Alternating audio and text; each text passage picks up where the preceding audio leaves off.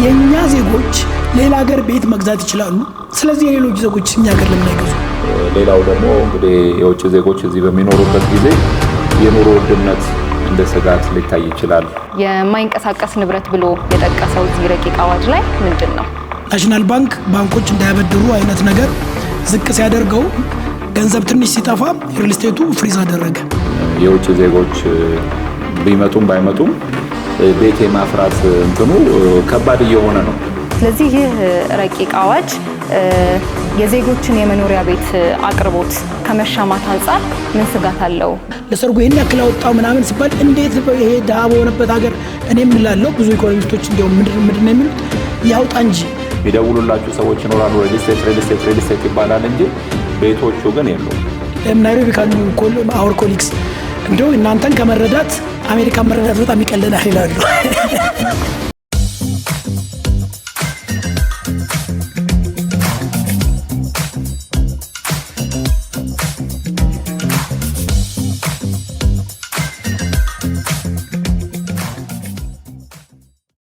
ተመልካቾቻችን እንኳን ወደ ቪዲዮ ስቱዲዮ በደህና መጣችሁ። የዛሬ ፕሮግራማችን የውጭ ዜጎች የማይንቀሳቀስ ንብረት ባለቤት የሚሆኑበትን አግባብ ለመደንገግ በወጣ ረቂቅ አዋጅ ዙሪያ ይሆናል። ውይይታችንን የምናደርገው ከአቶ ዳዊት ኪዳኔ የዳብሎ የጥብቅና ድርጅት ዋና ስራ አስኪያጅ እንዲሁም ከአቶ ሚሊዮን ክብረት የቪዲዮ ኢትዮጵያ ዋና ስራ አስኪያጅ ጋር ይሆናል። መልካም ቆይታ። በጣም አሳሳቢው ጉዳይ በእያንዳንዱ ኢንቨስትመንቶቻችን ውስጥ በየቀኑ የሚከናወነው የንግድ እንቅስቃሴ በዝርዝር ማወቅና በአግባቡ መከታተል እንዴት እንደምንችል ነው። የታክስ ስርዓቱን በሚገባ መረዳት እንዲሁም ተጨማሪ የፋይናንስና ሌሎች ግብአቶችን ማግኘት የሚቻልበትን መንገድ ማወቅ አስፈላጊ ይመስለኛል። አብረውን የሚሰሩ የውጭ ካምፓኒዎችን ቢሆኑ ልምድና ብቃት ያለው አማካሪ ይፈልጋሉ። ታዲያ ይህን ሁሉ ባለሙያ ማግኘት እንዴት ይቻላል? እኛ እንኳን ይሄ ሀሳባችንን ለቪዲዮ ሰጥተን ተገላግለናል። ቪዲዮ? አዎ ቪዲዮ በዓለም ላይ በ176 ሀገሮች በንግድ በኢንቨስትመንትና በፋይናንስ ዘርፎች የማማከር አገልግሎት የሚሰጥ በሀገራችን በኢትዮጵያም የበርካታ ኩባንያዎችን ስራ በስኬት እየመራ ያለ በዓለም የታወቀ አማካሪ ድርጅት ነው። ቢዲኦ። ብልሆች ቢዲኦን ያውቁታል። እሺ አቶ ዳዊት እንኳን በድጋሚ ወደ ስቱዲዮአችን በደህና መጣ። የመጀመሪያ ጥያቄ የሚሆነው ይህ ረቂቅ አዋጅ ከመውጣቱ በፊት ከዚህ በፊት የነበሩት ድንጋጌዎች ምን ይመስሉ ነበር? በዛውም አያይዘ የማይንቀሳቀስ ንብረት ብሎ የጠቀሰው ምንድን ነው? እሺ አመሰግናለሁ ስለጋበዛችሁኝ። አሁን የጠቀሽው ረቂቅ አዋጅ የተባለው የማይንቀሳቀስ ንብረት የውጭ ዜጎች እንዲያፈሩ እየተባለ እንግዲህ ቤት ሊገዙ ነው የውጭ ዜጎች እየመጡ ነው እየተባለ ይወራል። ረቂቅ አዋጅ ነው። እንግዲህ ህጉ ያለበት መጀመሪያ ደረጃ በሚኒስትሮች ምክር ቤት ነው የጸደቀው። ለህዝብ ተወካዮች ምክር ቤት ቀርቦ ህዝብ ተወካዮች ምክር ቤት ከፍተኛ ውይይት ተካሂዶበት አሁን ወደ ቋሚ ኮሚቴ ተመርቷል። በቅርቡ ይጸድቃል ብለን የምናስበው ህግ ነው። ግን ከዛ በፊት ምንድነው የማይንቀሳቀስ ንብረት ማለት ምንድነው? ንብረቶች እንግዲህ ወይ ደግሞ ፕሮፐርቲስ ሙቨብል እና ኢሙቨብል ወይም የሚንቀሳቀስና ተንቀሳቃሽ የሆኑ ንብረቶች አሉ። እንግዲህ ተንቀሳቃሽ ንብረቶች የምንላቸው እንደ ተሽከርካሪ አይነት ከአንድ ቦታ አንድ ቦታ ተነስተው እንትን የሚሉ ናቸው። እንግዲህ የማይንቀሳቀስ ንብረት ማለት አንድ መሬት ላይ የተገነባ ግዙፍነት ያለው ንብረት ማለት ነው።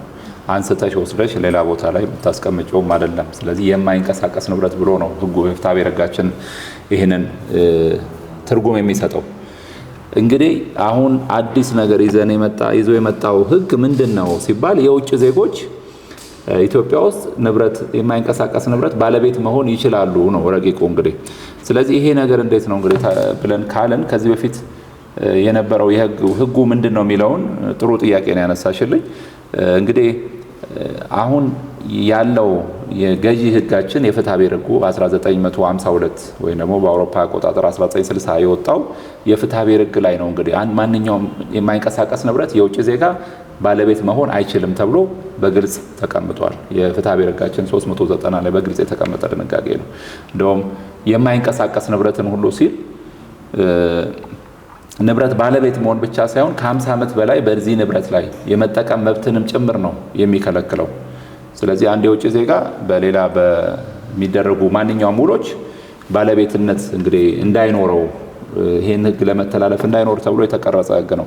እንግዲህ ይሄ 1952 በንጉሱ ጊዜ ይሄ የመጀመሪያ ፍትሐብሔር ህጉ ሲጸድቅ ኮድ ሆኖ ሲመጣ ከመምጣቱ በፊት በነበሩት ህጎች ግን የውጭ ዜጎች ኢትዮጵያ ውስጥ የንብረት ባለቤት ይሆኑ ነበር። እንግዲህ ከአጼ ምኒልክ አንዳንድ ህጎች አሉ። እንግዲህ በ1889 በአጼ ምኒልክ ጊዜ የንብረትን በተመለከተ 32 አንቀጾች ያሉት የህግ ድንጋጌዎች ነበሩ። በዛ የከተማ ቤትን ባለቤትነት በተመለከተ በሚመለከት ህግ ላይ የውጭ ዜጎች ቤት ያፈሩ ነበር በዛ ድንጋጌ። ከዛ በኋላ በንጉሱ ጊዜ የሚወጡት 1931 በፈረንጆች ወይ ደግሞ 23 በኢትዮጵያ አቆጣጠር የወጣው የኮንስቲቱሽን በግልጽ አልከለከለም። ስለዚህ እስከዛ ይሄ ፍትሐብሔር ህጉ እስከሚወጣ ድረስ የውጭ ዜጎች በኢትዮጵያ ውስጥ ንብረት ያፈሩ ነበር። በዛን ጊዜ የነበሩት እንግዲህ እስከ በንጉሱ ጊዜ የነበረው የህገ መንግስት ድንጋጌ ወይም ደግሞ ከ1952 በፊት በንጉሱ ጊዜ አጠቃላይ ያለው ነገር ምንድነው? መሬትን ንብረትንም አጠቃሎ ነው መብት የሚሰጠው። ፕሮፐርቲውን ብቻ እዛ ላይ የተፈራውን ፕሮፐርቲ ሳይሆን መሬትም መሸጥ መለወጥ የሚቻልበት ነገር ነው። እንግዲህ በ1966 ዓመተ ምህረት ለውጡ በደርግ ጊዜ ደርግ በሚመጣበት ጊዜ ያወጣው እስካሁን ድረስ የሚታወቀው አዋጅ 4767 እያለ የሚጠራው አዋጅ ደግሞ መሬት የመንግስት መሆኑን ደንግጓል ማለት ነው። ስለዚህ ያ ፖሊሲ እስካሁን ድረስ በህገ መንግስቱ አሁን ባለው የህገ መንግስትም አልተቀየረም።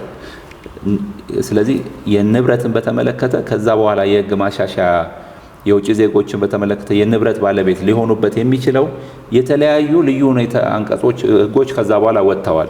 ከ1952 በኋላ እንግዲህ አንዱ የወጣው አዋጅ ቁጥር 260 ሲወጣ 260 ኢንቨስትመንት አዋጁ በ1999 ዓመተ ምህረት እንግዲህ ከ1952 በኋላ በፍትሐብሔር ህጉ የተቀመጠው ድንጋጌ ቢኖርም እንደ ሀገር ውስጥ ባለሀብት የተቆጠረ የውጭ ዜጋ ወይም የውጭ ባለሀብት መኖሪያ ቤትና ለኢንቨስትመንት ስራው የሚያስፈልገውን የማይንቀሳቀስ ንብረት ባለቤት ንብረት መሆን ይችላል ተብሎ ለመጀመሪያ ጊዜ ኦነርሺፕ ኦፍ ኢሞቢል ፕሮፐርቲ ወይም የማይንቀሳቀስ ንብረት ባለቤት የሚኮንበትን ሁኔታ በልዩ ድንጋጌ አስቀምጧል።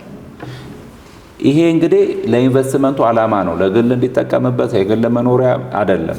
ከዛ በኋላ ይሄው አዋጅ እንደገና ተመሳሳይ ድንጋጌ ይዞ ነው የወጣው 760 የኢንቨስትመንት አዋጁ ሲሻሻል በተመሳሳይ የውጭ ዜጋ የመኖሪያ ቤትና ለኢንቨስትመንቱ ስራ የሚያስፈልገው ንብረት ባለቤት መሆን እንደሚችል የኢንቨስትመንት አዋጁ በሚሻሻልበት ተደንግጓል። አሁን ደግሞ ቅርብ ጊዜ እንግዲህ የተለያዩ ህጎች እየተሻሻሉ ምንድነው የሚባለው እንግዲህ ኦፕኒንግ አፕ የሚሉት አለ አይደል? የውጭ ዜጎችን ማስገባት በኢንቨስትመንት በተለያየ ለመሳብ የመከፈት ሂደት ውስጥ አንዱ የኢንቨስትመንት አዋጁ ማሻሻያ ነው የተደረገው። እንግዲህ ከተደረጉት ማሻሻያዎች አንዱ የኢንቨስትመንት አዋጁ ወደ 2012 በኢትዮጵያን አቆጣጠር በአዋጁ ቁጥር 1180 ላይ ነው የተሻሻለው። በዚህ ድንጋጌ ላይ ለኢንቨስትመንት ስራ የሚያስፈልግ የማይንቀሳቀስ ንብረት ባለቤት መሆን እንደሚቻል ደንግጎ እንግዲህ ለዚህ ድንጋጌ ዓላማ በግልጽ መሬትን አይጨምርም ይላልና አሁን ያለው አንዳንድ ድንጋጌ በፊትም እንግዲህ አሁንም በረቂቁም በተያዘው መሬት ይሸጣል ይለወጣል ማለት አይደለም። የማይንቀሳቀስ ንብረትን ቅድም ዲፋይን ትርጉም ስለሰጠ ነው በዛ መልኩ ሊረዱት ነው። ነገር ግን ይሄ አዲስ ይዞ የመጣው ነገር ምንድነው? 1180 ይሄ 2012 ላይ አንድ የሀገር ውስጥ ባለሀብት የተቆጠረ የውጭ ዜጋ የአንድ መኖሪያ ቤት ባለቤት እንዲሆን ይፈቀድለታል ይችላል። ይሄ የሚሆነው ግን ከፍተኛ መጠን ያለው ኢንቨስትመንት ባለቤት ሲሆን ይላል አዋጁ ላይ።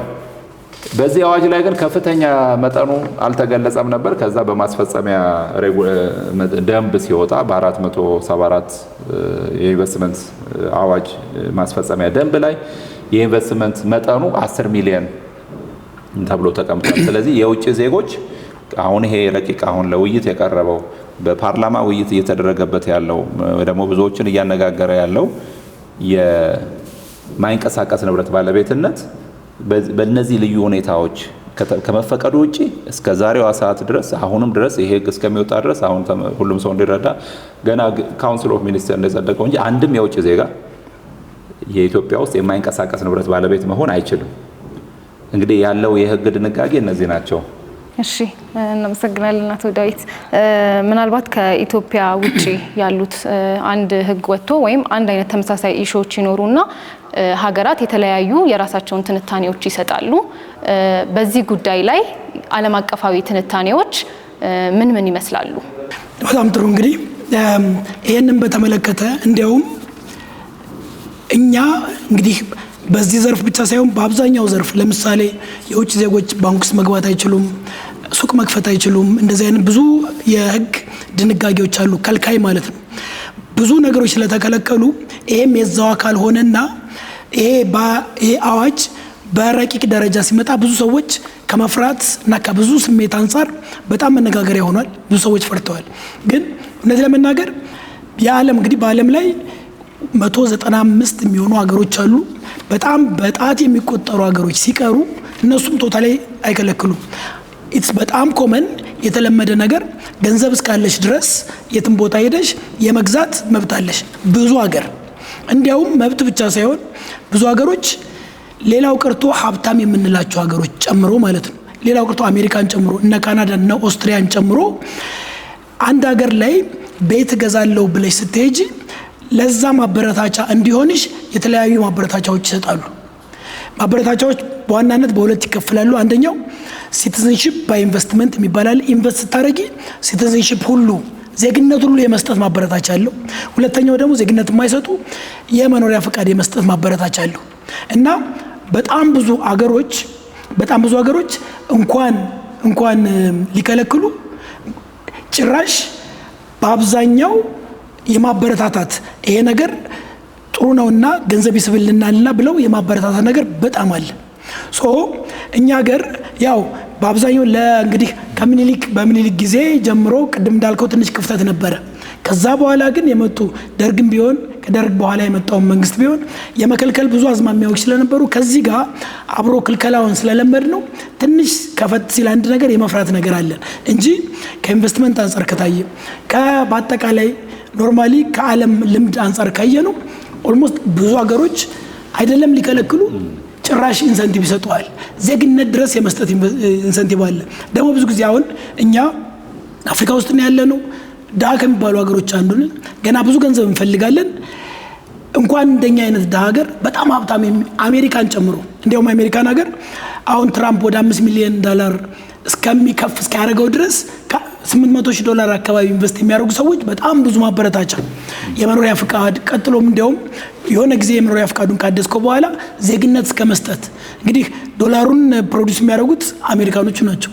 እነሱ እንኳ ይሄን ያክል ኢንቨስት ካደረግ ለአንተ ለቤተሰቦችህ ለምናምን ይሰጡሃል ማበረታቻ። እኛ ያለመድነው ነገር ሆነ እንጂ አንደኛ ከኢንቨስትመንት አንጻር ብናየው አንድ ሰው የሆነ ሀገር ኢንቨስት ለማድረግ ድንገት ዘሎ ኢንቨስት አያደርግም። መጀመሪያ ምን ለማመድ አለበት? እስኪ አገሩ ምን ይመስላል፣ አየሩ ምን ይመስላል ብሎ መለመድ መቻል አለበት። እንደ መለማመድ አንድ ሰው ፋብሪካ ከመክፈት ቤት መግዛት ይቀለዋል። ቤት ይገዛና በዛ ቤት ቤተሰቦቹን ያመጣል፣ ጓደኞቹን ያመጣል፣ ይለማመዳል። ያ ከዛ አገሩን ከለመደው በኋላ የሰው ኖርማል ጸባይ ነው ወደ ኢንቨስትመንት ሊመጣ ይችላል።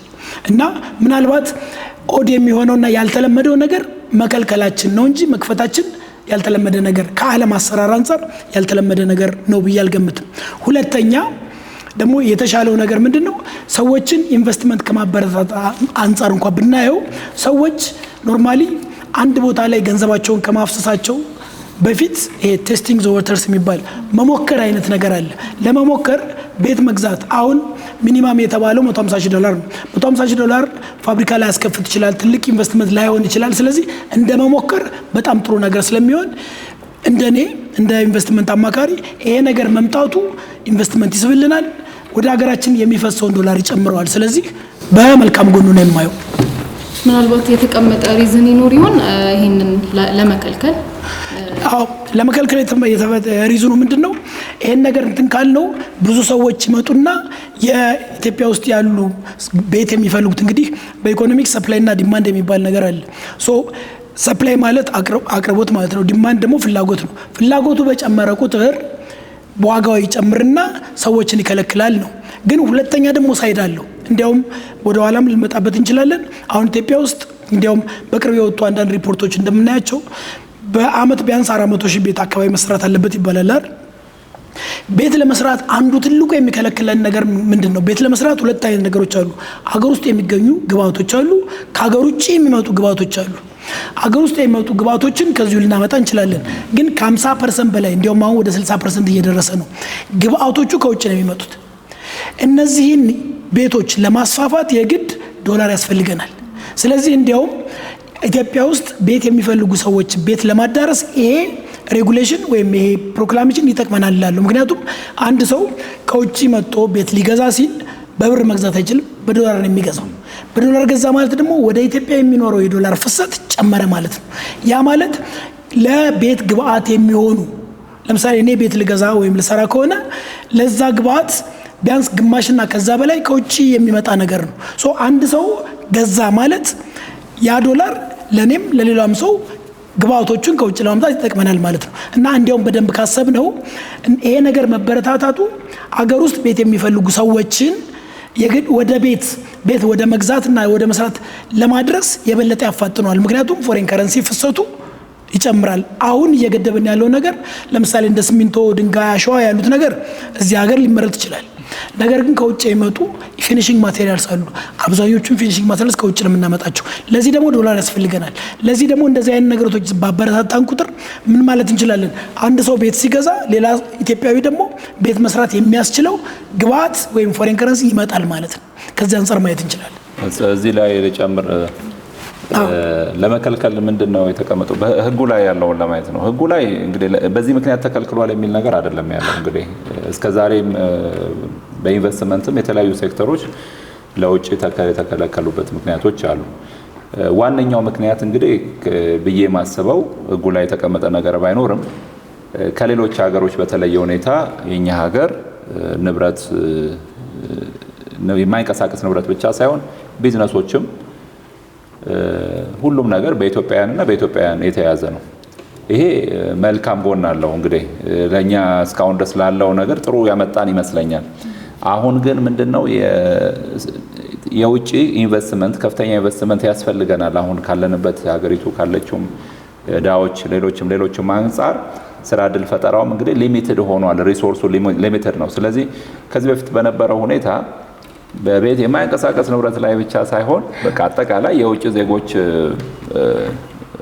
ያላቸው እኛ ሀገር ውስጥ ያለው አስተዋጽኦ ይለያል። እንግዲህ ከእንትኑ ይመጣል ሀገራችን ካለመገዛት ቅኝ ግዛት ካለመገዛትም ይመጣል። አሁን ሌሎች ሀገሮች እንግዲህ ቅኝ ግዛት ተገዝተው ነበር፣ ሲለቀቁ በዛው ደግሞ አብሮ ህጉም ምኑም በዛው የቀጠለ ነው። ስለዚህ ይሄ ከኛ ከማንነት ጋር አብሮ የመጣ ነው። አሁን ከዚህ በፊት ያለው ነገር ትክክል ነው ትክክል አይደለም ለምን ተከለከለ የሚለው ሳይሆን አሁን ትክክል ነው ወይ አሁን እየተወሰደ ያለው እዚህ ይሄ መምጣቱ ጠቀሜታ አለው ወይ የሚለውን እንግዲህ ከኢንቨስትመንት አንግል አቶ ሚሊዮን አብራርተውታል። ግን ከንትንም ብቻ ብዬ አላስበውም። እንደተባለው ቤት ሆኖ መጣው ይወሩብናል በሚል ብቻ ሳይሆን ያው የህጎቹ በየጊዜው የመሻሻልም ነገር የለም የቆየ ነው። እንግዲህ አሁን እያወራን ያለ ነው 1952 ዓመተ ምህረት ላይ በንጉሱ ጊዜ ስለነበሩ ህግ ነው። እንግዲህ በዛን ጊዜ ምክንያቶች ይኖራሉ፣ ትክክለኛ ውሳኔም ሊሆን ይችላል በወቅቱ በነበረው።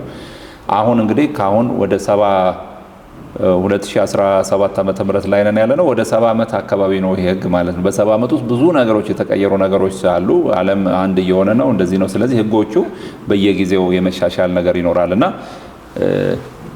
ከዛ ከቤት እጥረት ጋር ከምን ጋር በተያያዘ ብቻ አይመስለኝም የዛ በወቅቱ የነበረው እንትን በህጉ ደግሞ የተገለጸ በግልጽ በዚህ ምክንያት ተከልክሏል የሚል ነገር ፍትሐብሔር ህጉ ላይ አልተቀመጠም። እሺ አቶ ዳዊት፣ በዚህ በወጣው ረቂቅ አዋጅ ውስጥ የሚያስፈልጉ ቅድመ ሁኔታዎች አሉ ብሎ የገለጻቸው ነጥቦች አሉ። ከነዚህም ውስጥ ማንነትን የሚገልጹ ህጋዊ ሰነዶች፣ ከገንዘብ አንጻር የተቀመጠ ክራይቴሪያ፣ የወንጀል ሪከርድን በተመለከተ እንዲሁ ከዛ ውጪ ፍቃድንም የተመለከተ ነገር አስቀምጧል። ምናልባት አንተ ከመብትና ግዴታ አንጻር የተቀመጡ ነገሮችን ብታስረዳን። አዎ አዋጁ እንግዲህ ረቂቅ አዋጁን ረቂቅ አዋጅ እያለን እንጥራውና እንዳይሳሳት አዋጅ የወጣ እንዳይመስል ብዬ ነው። አላማው እንግዲህ እነዚህ አሁን ያለሻቸውን ጥንቃቄዎች የተወሰነ መልኩ ጥንቃቄዎች ይታዩኛል።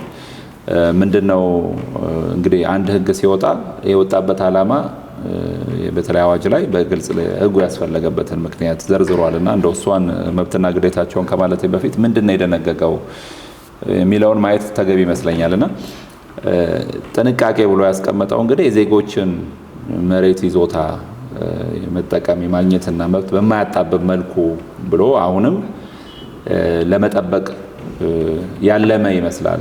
እንግዲህ መብትና ግዴታዎችን ሲያስቀምጥ ዝም ብሎ ደግሞ ተከፍቶ ከዚህ በፊት ከነበርንበት አንፃር እንትን እንዳይል ዜጎችን እንዳይጎዛ ጥንቃቄ ለማድረግ ሙከራ ይታየኛል። ህጉ ላይ በቂ ነው በቂ አይደለም እንግዲህ ሊያከራክር ይችላል። ገና ረቂቁ አዋጁ ዲስከሽን እየሆነ ስለሆነ ነው። ሌላው ምንድነው እንግዲህ የውጭ ዜጎችን ወደ ሀገር ውስጥ እንዲገቡ ኢንቨስት እንዲያደርጉ ከፍተኛ ኢንቨስትመንት እንዲያደርግ በየቀኑ ህጎች እየተሻሻሉ ነው። ማበረታቻ እየተደረገ ነው። ኢንቨስትመንት ለመሳብ ብዙ የሚከናወኑ ነገሮች አሉ። በህግ ደረጃ ወደ መሬት ኢምፕሊመንት ወደ መሬት ደግሞ ተግባራ ለመግባት እንግዲህ ብዙ አንዱ ብቻ ህግ ማሻሻል በቂ ላይሆን ይችላል። ተመጋጋቢ የሆኑ ነገሮች አሉ።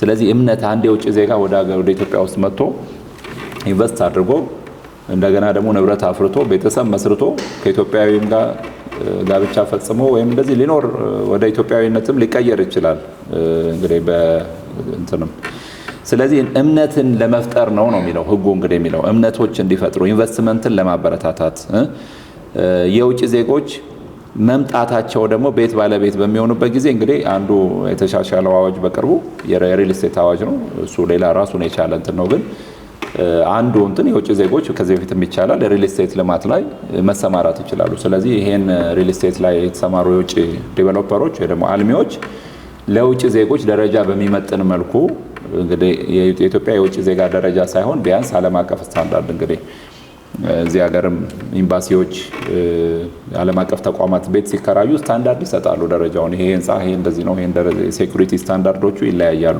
ስለዚህ በዛ ደረጃ መገንባት ይኖርበታል ተብሎ ነው የሚገመተው።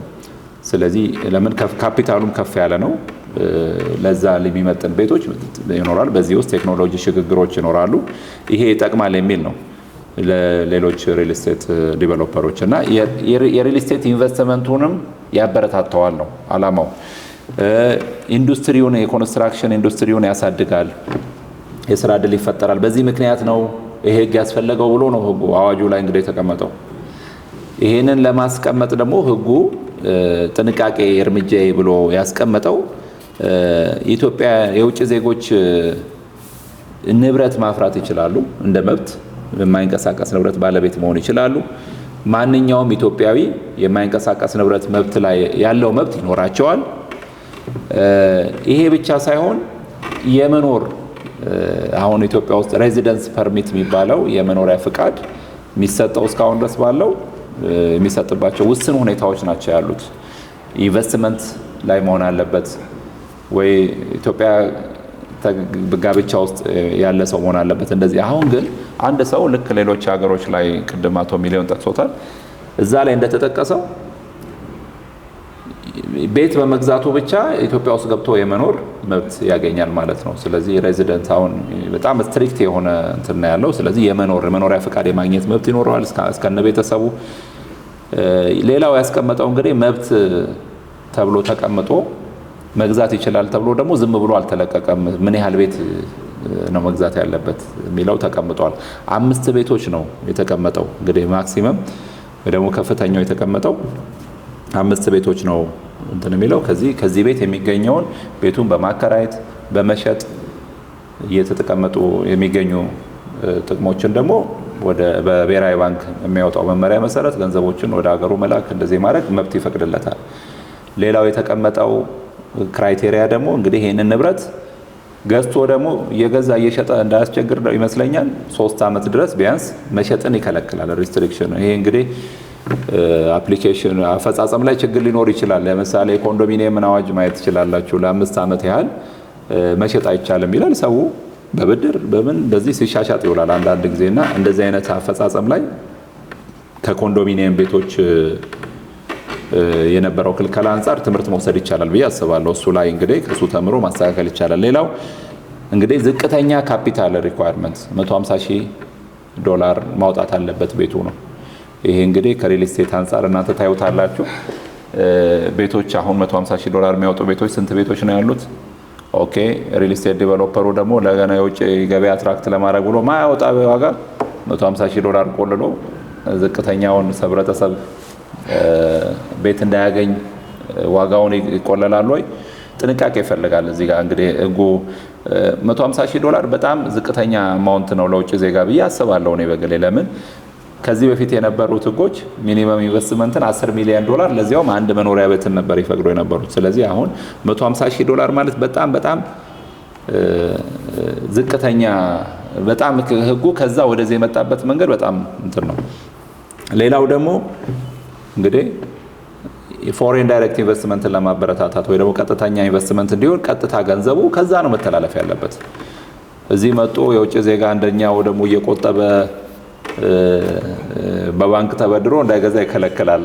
መልሶ እንደሱ አይነት ነገሮች የቁጠባ ቤቶችን መንግስት በማበረታቻ የሚሰራቸውን እንትኖች ይከለክላል። ወንጀለኛ ለመሆኑ ሊጣራ ይገባል ይላልና እነዚህ አይነት ክልከላዎች እንግዲህ በደቂቅ ደረጃ ላይ ነው ያሉት። ትንሽ የሚያሳየው ነገር እንግዲህ ያው ፈቅዶም ትክክለኛ የሆኑ ቤት ገዢዎችን ለማበረታታት የታሰበ ይመስለኛል ህጉ ላይ እነዚህ ነገሮች አሉ፣ ዋነኛ ናቸው። ጥሩ።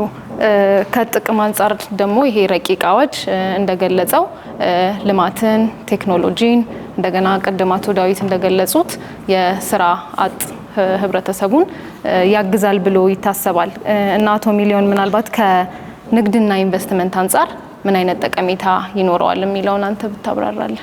በጣም ጥሩ። ከንግድና ኢንቨስትመንት አንጻር አሁን በጣም የሚገናኘው ኢንዱስትሪ ከዚህ ጋር ሪል ስቴት ነው። በቅርቡ ሁላችንም እንዳየነው ይሄ ሞኔታሪ ታይትኒንግ ወይም ናሽናል ባንክ ባንኮች እንዳያበድሩ አይነት ነገር ዝቅ ሲያደርገው ገንዘብ ትንሽ ሲጠፋ ሪል ስቴቱ ፍሪዝ አደረገ። ምክንያቱም ሶርሳችን በጣም ውስን ነው። የውጭ ዜጎች መግዛት አይችሉም። የሀገር ውስጥ ሰው ደግሞ በጣም ሊሚትድ የሆነ ሶርስ ነው ያለው። ሪል ስቴት እና ኮንስትራክሽን ላይ የተሰማሩ ሰዎች በጣም ብዙ አሉ። እዚህ ጋር የሚሰሩ ሰዎች በጣም ብዙ አሉ። አሁን ሪል ስቴት እና ኮንስትራክሽን ብናይ በአብዛኛው ኦልሞስት ፍሪዝ አድርጓል። ግን እንደዚህ አይነት ነገሮች ቢኖሩ ቅድም አቶ ዳዊት እንዳለው የውጭ ዜጎች ኢትዮጵያ ውስጥ አንደኛ ከ$150,000 በታች መግዛት አይችሉም። ሁለተኛ $150,000 ከውጭ ነው የሚያመጡት፣ የሀገር ውስጥ ሶርስ አይደለም። ከሀገር ውስጥ ባንኮቹ አይበደሩም። ስለዚህ የእኛን ሪሶርስ ሳይነኩ ነው ከውጭ የሚያመጡ። ያ ምን ይፈጥራል? ለሪል ስቴት እና ለኮንስትራክሽን ሴክተሩ የበለጠ ገበያ ይፈጥራል። ገበያ ፈጠረ ማለት ደግሞ እነዚህ ሰዎች ሰው ይቀጥራሉ ማለት ነው፣ ታክስ ይከፍላሉ ማለት ነው። ለኢኮኖሚው መንቀሳቀስ የራሳቸውን አስተዋጽኦ ያደርጋሉ ማለት ነው። ከዚህ አንጻር ስናየው ኢኮኖሚው ትንሽ የመቀዛቀዝ በተለይ ሪል ስቴትና ኮንስትራክሽን አካባቢ ሁላችንም እንደምናውቀው የመቀዛቀዝ ነገር ነበረ። አሁን ግን የበለጠ እንዲሳለጥ ይሆናል ማለት ነው። ሁለተኛ ደግሞ የውጭ ዜጎች እዚህ ሲመጡ ብዙ ጊዜ አሁን አይተን እንደሆነ ጀነራሊ ይሄ አክሴፕት የምናደርገው ፋክት ቅድም አቶ ዳዊት እንዳለው ከንጉሱ ጊዜ ጀምሮ ብዙ ክልከላዎች ስለነበሩ ሌላ ሀገር የምናየውን አይነት የሰው ስብጥር አናይም። ኢትዮጵያ ውስጥ የሰው ስብጥር አንዳንዴ ምን ይጠቅማል? ሰዎች ከተለያየ አካባቢ ሲመጡ የተለያየ እውቀት ይዘው ይመጣሉ፣ የተለያየ አሰራር ይዘው ይመጣሉ። ሶ የማደግ ፕሮባቢሊቲያችን አሁን ለምሳሌ አንድ ሩቅ መንደር ኢትዮጵያ ውስጥ ሆኖ ሩቅ መንደር ውስጥ ያሉ ሰዎችን ሌላ ሰው የማይቀላቀልባቸው ሰዎችን ብታይና ከተለያዩ አካባቢዎች ከኢትዮጵያም ከሌላም እንደዚህ ሜልት የሚያደርጉ ሰዎች ብታይ የንቃት ደረጃቸው የአስተሳሰብ ደረጃቸው ይሄኛው በጣም ይበልጣል። የታወቀ ነገር ነው። ምክንያቱም የሰው ልጅ ሁሌ የሚያድገው አንዱ ከሌላው በመማማር ነው። እኛ አሁን በተለይ ኮርፖሬት ገቨርናንስ ላይ ዘመናዊ ኑሮ ላይ በግልጽ በሚታይ ሁኔታ እኛና ናይሮቢ ራሱ ብናወዳደር ጀነራሊ ዊ ካን ሴይ ትንሽ ከሞደርናይዜሽን ወደ ኋላ የመምጣት ነገር በጣም ይታያል። እኛ ጋር ሁላችንም የምንለው ነገር ነው። ይሄ ለምን ሆነ ሲባል አሁንም የምንወዳደረው እርስ በርሳችን ነው። ለምሳሌ ኢትዮጵያ ውስጥ ለምሳሌ አካውንታንቶች እኔና አንቺ ነን ብንል እኔ አንቺን ከበለጥኩ ወይም አንቺ እኔን ከበለጥሽ በቃ ቁጭ ልትይ ትችላለሽ። ነገር ግን ዳዊት ከአሜሪካን ሀገር ሲመጣ ለካ እኔ ገና ብዙ ይቀረኛል እላለሁ። ሶ ለማደግ ለመማር በየቀኑ እያደጉ ለመሄድ የተለያዩ ሰዎች ሲመጡ ለአስተሳሰብ ለዘመናዊነት የራሱ የሆነ አስተዋጽኦ እንትን እያለ ይመጣል። ሁለተኛ ቅድም እንዳለው ሰዎች ሁሌም አንድን ትልቅ ኢንቨስትመንት ሲፈልጉ መጀመሪያ አንድ ነገር ማወቅ መቻል አለባቸው። የማያውቁት ጋር ዘለው አይሄዱ። አሁን ኢትዮጵያ ትልቅ ሀገር ነች። ሁሌም እንደምንለው በአፍሪካ ደረጃ ብናየው በጣም ትልቅ ፖፑሌሽን አላቸው ከሚባሉ ሀገሮች አንደኛው ነች። በዓለም ደረጃ 10 ወይ 11ኛ ነች በፖፑሌሽን። እንደዚህ እንደመሆናችን የምንስበው ኢንቨስትመንት መሳብ ካለብን አንጻር ሲታይ በጣም ትንሽ ነው። ሌሎች እንኳን ትናንሽ ሀገሮች ስንት ነገር ይስባሉ። ለምንድን ነው ሲባል ኢትዮጵያ ብዙ ሰው በኢንቨስትመንት ዴስቲኔሽንነት አያውቋትም። ለምንድን ነው የማያውቋት? ብዙ የነሱ ጓደኞች የነሱ ዘመዶች ኢትዮጵያ ውስጥ ሄደው ኖረው አያውቁ። ኖሮ የሚያውቅ ቢሆን ይሄን ሀገር አውቀዋለሁ ኢንቨስት አደርጋለሁ ይል ነበር። ኢንቨስትመንትን ከማሳለጥ አንጻር የንግድ አሰራራችን የበለጠ ከማዘመን አንጻር ይሄ ሬጉሌሽን ትልቅ አስተዋጽኦ ሊያደርግ ይችላል ብዬ እገምታለሁ። ከዛ በተጨማሪ ደግሞ ኢንተግሬሽን ማለት አንዳንዴ የንግድ አሰራር ኢቭን የሰው አሰራር ሬሲፕሮሲቲ የሚባል ነገር አለ። ሬሲፕሮሲቲ ማለት እኛ ሌላ ቦታ የምናገኘውን ነገር ሌሎች ደግሞ እኛ ሲሰጡን እኛ ደግሞ መስጠት መቻል አለብን። ለምሳሌ ኢትዮጵያውያን አሜሪካን ሀገር፣ ካናዳ፣ ብዙ አውሮፓን ሀገር አሉ ይሄዳሉ። ዜጋም ከመሆናቸው በፊት በስራ ብዙ ጊዜ ያሳልፋሉ እና ገንዘብ ካጠራቀሙ ቤት መግዛት ማንም አይከለክላቸው። የእኛ ዜጎች ሌላ ሀገር ቤት መግዛት ይችላሉ። ስለዚህ የሌሎች ዜጎች እኛ ሀገር ለምን አይገዙም? ይሄ ተፈጥሯዊ ነው። ተፈጥሯዊ አኗኗር ማለት ነው። አንድ ሰው የሰጠሽን ነገር አንቺ ደግሞ ትሰጪዋለሽ። በዲፕሎማሲም ሬሲፕሮሲቲ የሚባል ነገር አለ አይደል? ለኛ የሚፈቅዱልን እኛ ደግሞ ፈቅደ መቻል አለብን። አንዳንዴ ከፌርነስም አንፃር ካየሽው የኛ ህዝቦች፣ የኛ ወንድሞች፣ የኛ እህቶች ሌላ ሀገር ይሄዳሉ፣ ይሰራሉ፣ ሀብት ማፍራት ይችላሉ። እኛስ ለምንድነው ለነሱ እንደዚህ ማናደርገው? አንዳንዴ እኮ እንትንም የሚሰጥ ጉልበትም የሚሰጥም ጊዜ አለ። ለምሳሌ የኛ ሀገር ሰዎች ብቻ ስደተኛ ሌላ ሀገር ከሆኑ አንድ ችግር እንኳን ቢፈጠር እኛ እኮ መከላከያ የለንም አይደል እንዴ? የእናንተ ሰዎች እኛ ጋሉ፣ የኛ ሰዎች እናንተ ጋሉ። ለኛ ሰዎች ኮምፎርት ስጧቸው፣ ለእናንተም ኮምፎርት እንሰጣለን ብሎ የመደራደር አቅማችን ሁሉ ሁሌ ተቀባይ መሆን እንደ ናሽናል ፕራይድም ጥሩ አይደለም። ተቀባይም ሰጭ መሆን መቻል አለብን። ደግሞ እንደ ኢትዮጵያውያን ኩራት አለን። ከማንም አናንስም፣ በትክክል ከማንም አናንስም። ሌሎች ሀገሮች የሰጡንን እድል እኛም መስጠት መቻል አለብን። ከዚህ እንኳን ብናየው ከኢኮኖሚው ከፋይናንስ አንጻር ብናየው ክሊር የሆነ ጠቀሜታ አለው።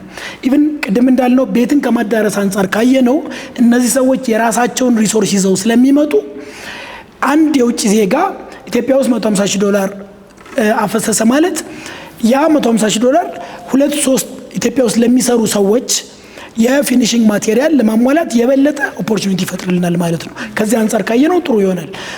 ኢንቨስትመንት ማሳለጡን የበለጠ የሰው ኃይል ማግኘቱን።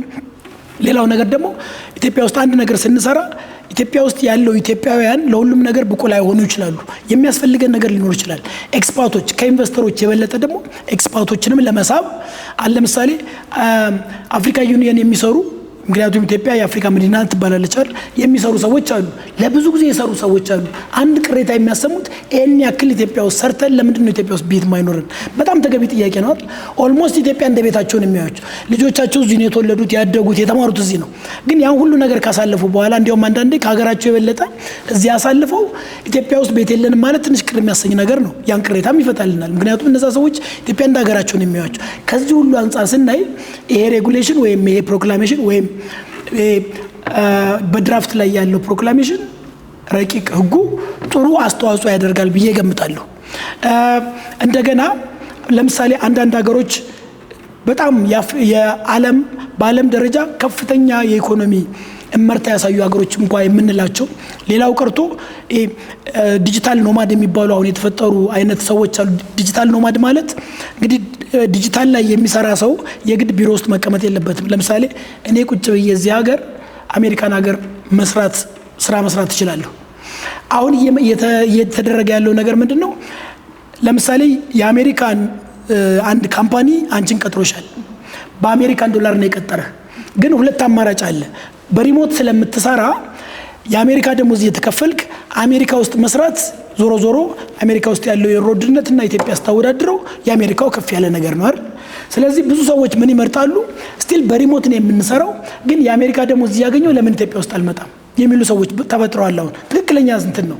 ምክንያቱም አሁን በተለይ ኢንዲያ ስናይ ብዙ ኢንዲያንስ በአይቲ በጣም የታወቁ ናቸው እና በፊት የአሜሪካ ወይም የአውሮፓ ካምፓኒ ለመቀጠር እዛው መሆን መቻል ነበር። አሁን ታንክስ ቱ አይቲ ስላለ የግድ እዛ መሆን መቻል የለም። ምን እየመረጡ ነው? የአሜሪካ ወይም የእንግሊዝ ካምፓኒ ነው የቀጠረኝ፣ ግን ኢንዲያ ሆኜ መስራት እችላለሁ። ምን አይነት አድቫንቴጅ ያመጣለታል? ኢንዲያ ያለው የኑሮ ውድነትና የአሜሪካ እኩል አይደለም። የአሜሪካ ደሞዝ እያገኘው ኢንዲያ መኖር ብዙ ያተርፍልኛል። ስለዚህ አሜሪካን ሀገር የተቀጠሩ ኢትዮጵያውያን ላይሆኑ ይችላሉ፣ ኢትዮጵያውያን ሊሆኑም ይችላሉ። ሰዎች ኢትዮጵያ መተን ኑሮ እዚህ ስለሚሻል ኢትዮጵያ መተን ቤት ኖሮን እዚህ እንሰራለን። የምንሰራው ግን ለዛ ነው እና አሁን ለዲጂታል ኖማዶች አውሮፓ ውስጥ በጣም ሀብታም የሚባሉ ሀገሮች ዲጂታል ኖማድ ሚኒማም ሳላሪ ይሄን ያክል ከምታገኝ ከሆነ የመኖሪያ ፈቃድ እንሰጣለን ይላሉ። ምን ማለታቸው ነው? ምናልባት የአሜሪካ ካምፓኒ ቀጥሮሃል፣ አንተን ያንን የምታገኘውን ደሞዝ አምጣና እኛ ጋር አጥፋ፣ ያንን ደሞዝ እኛ ጋር አጥፋ ማለታቸው። ይሄ ስማርት አካሄድ ነው። ወደ 5-6 የአፍሪካ ሀገሮች ፈቅደዋል፣ ኤግዛክትሊ ኬንያን ጨምሮ። ኤግዛክትሊ ይሄኛውን ደግሞ አሁን ያልከው እንደውም ባለቤት ሳትሆን ሁሉ ባለቤት ሳትሆን ገቢ ካለው ውጭ ሀገር ብሩን እዚህ እንድታጠፋው ቤት መግዛትም አይጠበቅብሽም። ለምሳሌ ሚኒማም አንዳንዶች $3000 $4000 ሊሉ ይችላሉ። $3000 እስከተከፈለሽ ድረስ የአሜሪካን ካምፓኒ የከፈለሽ ያንን ሰርቲፋይ ማድረግ እስከቻልሽ ድረስ ኢትዮጵያ ውስጥ ነይና ኑሪ። ካንቺ የሚጠበቅብሽ ነገር መኖር ብቻ ነው። መኖር ማለት ነው። እኔ ስኖር እዚህ በአየር ላይ አልኖርም። ሱፐርማርኬት ሄዳለሁ፣ ገዛለሁ፣ ቤት እከራያለሁ፣ ብዙ ነገር። ያ ማለት እያጠፋው ነው። አንድ ሰው ገንዘብ ሲያጠፋ የገንዘብ ጥሩነቱ ምንድነው? እኔ ገንዘብ ባገኝ ለምሳሌ አንቺ እኔ ጎረቤት ብትሆኝና የሆነ ሱቅ ቢኖርሽ እኔና አንቺ ባንተዋወቅ እኔና አንቺ ምንም ትውውቅ እንኳን ባይኖርን አንቺን ለመርዳት እንኳን ባልፈልግ ሳልፈልግ በግድ አንቺ ጋር መጥቼ ገዛለሁ። ሶ የገንዘብ ጥሩነቱ ምንድነው? እኔ ለማጥፋት ስፈልግ የግድ አንቺን ረዳሻለሁ። እኔ የመርዳት ኢንቴንሽን እንኳን የለኝም አንቺን አይደል? ስለዚህ ያ ኢንዳይሬክትሊ ጠቀሜታ አለው። ብዙ ጊዜ አሁን አንዳንዴ እኛ ሀገር የሚባል ነገር አለ። እንትና ለሰርጉ ይሄን ያክል አወጣው ምናምን ሲባል እንዴት ይሄ ድሃ በሆነበት ሀገር እኔ ምን እላለሁ? ብዙ ኢኮኖሚስቶች እንዲያውም ምንድን ነው የሚሉት? ያውጣ እንጂ እኔ አሁን ለምሳሌ ገንዘብ ቢኖረኝ 20 ሚሊዮን ብር ቢኖረኝና ያን 20 ሚሊዮን ብር ለሰርግ ባወጣው፣ ሁለት ኦልተርኔቲቭ እንውሰድ፣ ባወጣውና ባወጣው ማለት አንድ ሰርግ ስታካሄድ ብዙ ሰርቪስ ፕሮቫይደሮች አሉ፣ ዲኮር የሚሰሩ ሰዎች አሉ፣ መኪና የሚያከራዩ ሰዎች አሉ፣ ሆቴሎች አሉ። ምን ማለት ነው? ገንዘቡን ከኔ ጋር አወጣውና ለነዚህ ሰዎች አከፋፈልኳቸው ማለት ነው። ስለዚህ በጥሩ ጎኑ ማየት መቻል አለብን። የሚያጠፉ ኤክስፔንድ የሚያደርጉ ሰዎች እኛ ሀገር መኖራቸው እኛን እንኳን ለመርዳት አንዳንዴ እንዲያውም ብዙ ጊዜ እኛ ሀገር የለመድነው ምንድነው? ኤንጂኦ ታቋቁሚያለሽ አንቺ ለኤንጂኦ እረዳለሁ።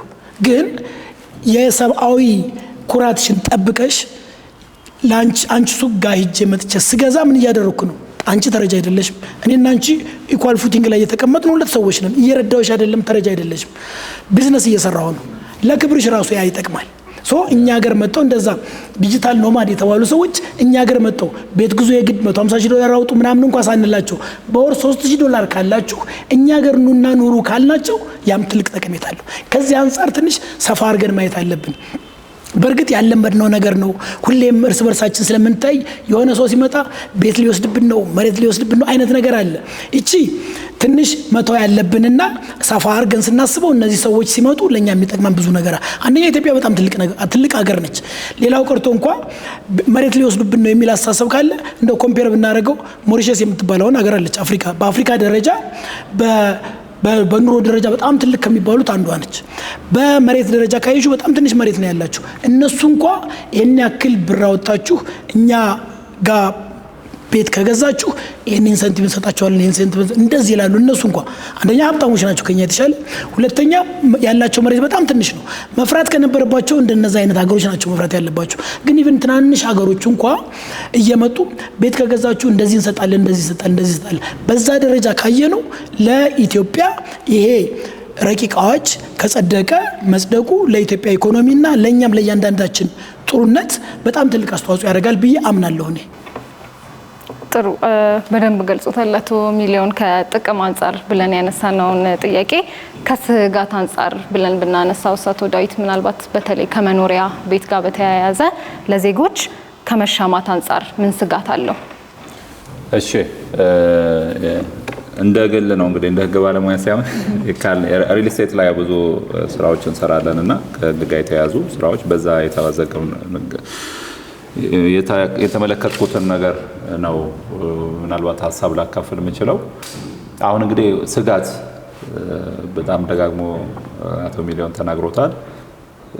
የውጭ ዜጎች ቤቱን ከገዙት ቤት የሀገር ውስጥ ወይ ደግሞ ኢትዮጵያውያን ቤት ላይ ባለቤት ላይ ሆኑ ይችላሉ የሚለው ስጋት ነው ዋናው እንግዲህ። ስለዚህ አሁን ላይም ራሱ ኖርማሊ አሁን ባለው የኢኮኖሚ ደረጃ አጠቃላይ የውጭ ዜጎች ቢመጡም ባይመጡም ቤት የማፍራት እንትኑ ከባድ እየሆነ ነው እያየነው ነው ያለነውና ይሄ ማለት ያከብደው ማለት አይደለም። ምክንያቱም የተወሰኑ ውስን ኢንቨስተሮች ናቸው ያሉት፣ ውስን ዴቨሎፐሮች ናቸው ያሉት። ስለተፈቀደም ደግሞ ሁሉም መጥቶ ቤት ይገዛል ብዬ አልገምትም። ብዙ አስቻይ የሆኑ ሁኔታዎች አሁን ኢንቨስትመንት አዋጁም ተሻሽሏል። ብዙ ነገሮች የተከፈቱ ነገሮች አሉ አይደል? ስለተከፈተም ሁሉ ኢንቨስተር ዝም ብሎ እየሮጠ ይመጣል ማለት አይደለም። ስለከፈት ይችላል ብዙ ነገሮችን ጊዜና በአንድ ጊዜ የሚመጣ እንትን አይኖርም እና የኔ እንግዲህ ስጋቱ አንደኛው የሚገነቡ ውስን ቤቶች ስለሚሆኑ የሚኖሩት እነዚህን ውስን ቤቶች ደግሞ እንደገና ለውጭ ዜጎች ብቻ በሚል ደግሞ ሪል ስቴት ዴቨሎፐሮች እሱም ብቻ የሚሰሩ ከሆነ አዳዲስ ዴቨሎፐሮች የማይመጡ ከሆነ ስጋት አለኝ። እሱ ነው እንግዲህ እንደ ስጋት ሊታይ የሚገባው። ምክንያቱም ቀደም የተጠቀሰ ቁጥር አለ 400 ምናምን ሺህ ቤት በአመት ያስፈልጋል ኢትዮጵያ ውስጥ ለኢትዮጵያውያን። እነዚህ ሁሉ ሰዎች ግን አሁን ግን እየተገነባ ያለው ግን ከዛ በጣም በቁጥር እናውቀዋለን እኮ የቱ ጋር ሪል ስቴት እንዳለ ምን እንዳለ ቆጥረን ባንድ የሚታወቅ ነው። ይሄን ያህል የተጋነነ ሪል ስቴት ግንባታ የለም ከተማ ውስጥ። ምናልባት የሚደውሉላችሁ ሰዎች ይኖራሉ ሪል ስቴት ይባላል እንጂ ቤቶቹ ግን የሉም። ስለዚህ እንግዲህ ይሄ ስጋት እንዳይኖር እንግዲህ ህጉ ላይ የተቀመጡት እንትኖች ልዩ ክልከላዎች በደንብ ማስፈጸም ይፈልጋል። ስጋቱን እንግዲህ ያው መፍትሄ ሳይሆን ስጋት ነው ያነሳሽልኝ። ግን አንዱ ስጋት የሚሆነው የቤት በተመለከተ ነው። ሌላው ስጋት የውጭ ዜጎች እንግዲህ ሲመጡ ኢትዮጵያ ውስጥ እንዲኖሩ እንግዲህ የተቀመጡ የወንጀል ሪከርድ ወይ እንደዚህ ነገሮች ተብሎ የተቀመጡትን ነገሮች በስነ ስርዓት ለማስፈጸም ተገቢውን ጥንቃቄ መደረግ አለበት ብዬ አስባለሁ። ዝም ብሎ መለቀቅ የለበትም። ማን ነው እዚህ የሚኖረው የመኒ ላውንደሪንግ እነዚህ ነገሮች ስላሉ እሱ ላይ ጥንቃቄ ማድረግ ያስፈልጋልና ዋነኛው ስጋት የቤት እንትን ነው። ሌላው ደግሞ እንግዲህ የውጭ ዜጎች እዚህ በሚኖሩበት ጊዜ የኑሮ ውድነት እንደ ስጋት ሊታይ ይችላል። አጎራባች ሀገሮች ኬንያም እንደዚህ ሌሎች ሀገሮች ስትሄዱ ትንሽ ኑሮ ከበድ ይላል የበለጠ። አሁንም ኤክስፔንሲቭ ነው ግን የበለጠ ደግሞ የተወሰኑ አሁን እኛ ኢትዮጵያውያን ሁሉም ቦታ ላይ ብትሄጂ ኢትዮጵያውያንን ነው የምታገኙ። አሁን ላይ ደግሞ ያ ነገር እንግዲህ ኢትዮጵያን እንደተባለው እንደተጠበቀው ኢንቨስትመንቱ ይመጣ ከሆነ እና እዚህ ሀገር የሚኖሩ ከሆነ ደግሞ ያንን ነገሮች በዛ ሌቭል ላይ መዝናኛ ቦታዎችም ሊሆኑ ይችላል ሌሎች ነገሮች ኢትዮጵያ አፎርድ ለማድረግ ሊያስቸግር ይችላል። ምክንያቱም የነሱ እዚህ መምጣት እንግዲህ እንደ ስጋት የሚታየው እሱ ነው። ይሄ የግል ምልከታ ነው እንግዲህ ህግ ሳይሆን ማለት ነው። ከጠቀሜታ አንጻር ይህ ረቂቅ አዋጅ ያስቀመጣቸው ጉዳዮች አሉ። ይሄም ከቴክኖሎጂ ጋር የተያያዘ ከልማትን በተመለከተ ያስቀመጠው ጉዳይ አለ። አስተዋጽኦ ያደርጋል ብሎ የሚያስበው ቅድም አቶ ዳዊትም እንደገለጹት ከስራ አጥነት ጋር የተያያዘን ነገር ይቀርፋል ተብሎ ይታሰባል። አቶ ሚሊዮን ምናልባት ከንግድና ኢንቨስትመንት አንጻር ምን አይነት አስተዋጽኦ ያደርጋል ብለው ያስባሉ? ከማዳረስ አንጻር ያለው ዋናው ጠቀሜታ ቅድም እንዳልነው ለምሳሌ ከቤት ግብአቶች አንዱ ሲሚንቶ ነው። ሲሚንቶ ኢትዮጵያ ውስጥ እየተመረተ ነው። አሁን በደንብ እየተመረተ ነው ያለው። ግን አንዳንዴ ሲሚንቶ ማምረት ግብአት ስለሆነ የኢትዮጵያ ውስጥ የመረት ነው የሀገር ውስጥ ምርት ነው ልንል እንችላለን። ራሱ ሲሚንቶ ማምረት እንኳ ውስጡ ከውጭ መምጣት ያለባቸው ግብአቶች አሉ። ራሱ እኛ እንኳን የምናመርተው አሁን የቤት ግብአት የቤት ፍላጎትን ኢትዮጵያ ውስጥ ማዳረስ ለምንድን ነው ያልቻልነው? እንግዲህ ኮንትራክተሮች አሉን፣ የሪል ስቴት ካምፓኒዎች አሉን። ለምንድን ነው ሲባል ትልቁ ችግር እየመጣ ያለው ቅድም እንዳለው ከግማሽ በላይ ከ50% በላይ ፊኒሺንግ ማቴሪያሎቹ ከውጭ ስለሚመጡ ነው። ይሄን ለማድረግ ደግሞ የግድ የፎሬን ከረንሲ ግብአታችን የግድ መጨመር መቻል አለብን። እስካሁን በተለያዩ መንገዶች የኢንቨስትመንት አስቻይ ሁኔታዎችን መንግስት ለቀቅ እያደረገ ለማምጣት ሞክሯል። በቅርቡ እንኳ ያየነው እስከዛሬ እንግዲህ የውጭ ዜጎች ኢትዮጵያ ውስጥ መጥተው ኢምፖርት ኤክስፖርት ትሬዲንግ ላይ መግባት አይችሉም ነበር እና 2024 ላይ አንድ ዳይሬክቲቭ ወጥቶ ነበረ በኢንቨስትመንት። እዛ ዳይሬክቲቭ ላይ በቃ እየተለቀቀ ነው ጥሩ ነው ኢንቨስተሮች ሊመጡ ይችላሉ ብለን እኛም እንትን ብለን ነበር። ግን ብዙ ትንሽ አነቅ የሚያደርጉ ነገሮች አሉ። ለዛ ነው ብዙዎቹም ኢንተረስትድ ያልሆኑት። ከዛ በኋላ እንዲያውም በቅርቡ ተሻሽሎ እንደገና ሌላ ዳይሬክቲቭ ወጥቷል። እሱ ትንሽ ያን ለቀቅ ያደርገዋል። ቅድም አቶ ዳዊት እንዳለው አንድ ኢንቨስተር ሲመጣ ከአናቂ ነገሮች የበለጠ አስቻይ ነገሮች ይፈልጋል። ስለዚህ የቤቱ ነገር አንድ ነው፣ የትሬዲንጉ አንድ ነው። ባንኮች ወደ ባንክ መግባታቸው ጥሩ ነው። የኢትዮጵያ ጠቅላላ አጠቃላይ የኢንቨስትመንት ላንድስኬፑ ትንሽ ለቀቅ እያለ ነው። ይሄ ጥሩ ነገር ነው። እነዚህ አስቻይ ነገሮች ካሉ በጣም እስከዛሬ የምንፈልገው አሁንም ችግር ያለብን የፎሬን ከረንሲ ሪዘርቭ ጉዳይ አለ። ፎሬን ከረንሲ ሪዘርቫችን ካልጨመረ አሁንም ቤት ማዳረስ አንችልም። ቤት እንዲዳረስ የግድ የፎሬን ከረንሲ ሪዘርቫችን መጨመር ስላለበት ይሄ የውጭ ዜጎች ቤት ይግዙ የሚለው አንደኛው ግብዓት ነው። ሌላ ደግሞ ሌሎች የኢንቨስትመንት አስቻይ ጉዳዮች ደግሞ እንደዚሁ ለቀቅ እያሉ ሪዘርቫችን በጨመረ ቁጥር ከውጭ ማምጣት ቤት መስራት የሚያስፈልጉ ግብዓቶች ከውጭ ማምጣት ሲኖርብን ማምጣት እንችላለን ማለት ነው። ይሄ በጣም መደገፍና መበረታታት ያለበት ነገር ነው። እንዲሁ ለምሳሌ ማንም መምጣት አይችልም። አሁን ብዙዎቻችን እንደምናስበው አብዛኛው ነገር ለኢትዮጵያውያን ብቻ መሆን አለበት ካል እውነት ለመናገር እንዲሁ መሬቱን እያየን እርስ በርሳችን እየተፋጠጥን ቁጭ ማለታችን ምንም ይመጣ ነገር የለም። የሚሻለው ዓለም ወደ ግሎባላይዜሽን እየተለቀቀ ነው ያለው። የዓለም አካል ሆነን እኛም ሰጠን መቀበል ነው የሚሻለው እንጂ እስከዛሬ ምክንያቱም መጠቀም እኮ ቢኖርብን ላለፉት ብዙ ዓመታት ገድበን አየነው ራሳችን እናድግ ምናምን አልተቻለም። በተለይ በአሁኑ ጊዜ ኢቭን አንድ ነገር ለማምረት ከተለያዩ አንድ መኪና ለማምረት አንድ ሀገር በቂ አይደለም። ከተለያዩ ሀገሮች ግብዓት ያስፈልግሻል። ቤት ለመስራት ከተለያየ ሀገር ግብዓት ያስፈልጋል። ከጣሊያን ሴራሚክ ልናመጣ እንችላለን፣ ከቻይና የምናመጣው ነገር እንችላለን ከተለያዩ። ስለዚህ ዘግተን መቀመጡ ምንም አግባብ አይደለም፣ ፕራክቲካሊም አይደለም። ለማዳረስ ራሱ ቤት ለኢትዮጵያውያን መዳረስ አለበት ራሱ ካልን የግድ እንደዚህ አይነት ነገሮች መከፈት መቻል አለባቸው። ሁለተኛው የዚህ ረቂቅ አዋጅ ደግሞ ጥሩነቱ ምንድነው? ለምሳሌ መንግስት ኮንዶሚኒየም የሚሰራው ኮንዶሚኒየም አለ፣ በማህበር የሚሰሩ ነገሮች አሉ፣ በባንክ የሚሰሩ ነገሮች አሉ። ይሄንን ከልክሏል። ምክንያቱም ለምሳሌ ይሄን ክልከላ ረቂቅ አዋጁ ክልከላ ባይኖረው ኑሮ አንድ ሰው ትንሽ ገንዘብ $10,000 ይዞ መጥቶ ሌላውን ገንዘብ እዚህ ተበድሮ ቤት ሊሰራ ይችላል ማለት ነው። ያ ማለት ምንድነው? ከኢትዮጵያውያን ጋር ተጋፋ ማለት ነው። $15,000 ያየነው ከሆነ በአሁኑ ስንመነዝረው ወደ 20 ሚሊዮን እንግዲህ 20 ሚሊዮን ቤት የሚገዛ ሰው ድሃ ነው ማለት አንችልም። መካከለኛ ገቢ ነው ያለው ማለት አንችልም። ስለዚህ እነዚህ ይምጡ የተባሉ ሰዎች ከኢትዮጵያውያን ጋር እየተጋፉ ማለት በጣም ወደ ታች ያለው አነስተኛና መካከለኛ ገቢ ያላቸው ሰዎች ጋር እየተጋፉ አይደሉም። ምናልባት እየተጋፉ ያሉት ከፍ ካለው ሰው ጋር ነው። ከፍ ያለው ሰው ጋር ደግሞ በኢንተርናሽናል ደረጃ መወዳደር አለበት። ምክንያቱም የኛ ሪሌቲቭሊ ዌል ቱ ዱ የሚባሉት ሃይ ኔት ወርዝ ኢንዲቪጁዋልስ የኢትዮጵያ ሃይ ኔት ወርዝ ኢንዲቪጁዋል ብቻ መሆን መቻል የለባቸው አይደል? በዓለም አቀፍ ደረጃ መወዳደር አለባቸው። አሁን ረቂቅ አዋጁ የፈቀደው ቢያንስ $150,000 ነው። ያ ወደ 20 ሚሊዮን ብር አካባቢ ይሆናል።